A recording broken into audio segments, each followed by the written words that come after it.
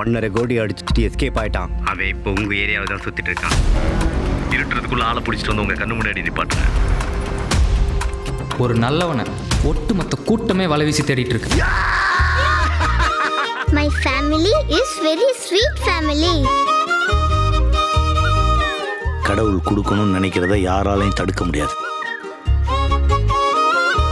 உண்மையான ஏக்கத்தோடையும் நேர்மையான நோக்கத்தோடையும் கூப்பிட்டா கடவுள் கண்டிப்பா வருவார். உங்களுக்கு உங்க மாமாவுக்கும் 10 கிலோமீட்டர் டிஸ்டன்ஸ் தான் காட்டுது. நீங்க சீக்கிரம் போனீங்கன்னா அவரை மடக்கிடலாம். எது தப்பு எது சரின்னு நம்ம முடிவு பண்றதுதான். ஓடி நீ கோடி கோடி சேர்த்த போதிலும் கொண்டு போக கையில்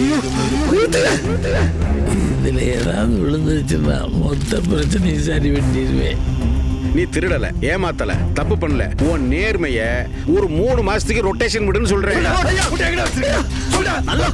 கடவுளை பார்த்து நமக்கு கொடுத்திருக்காரு, தட்டு விட்டுறாதுங்க. நீ நல்லவன் சர்டிபிகேட் வாங்கி என்னப்பா பண்ண போற? வியாபாரம் ஆகாத பொருள் வியாபாரிக்கு தான் சொந்தம். கொடுக்கும்போது அங்க கைய பார்க்காத, கண்ணை பாரு.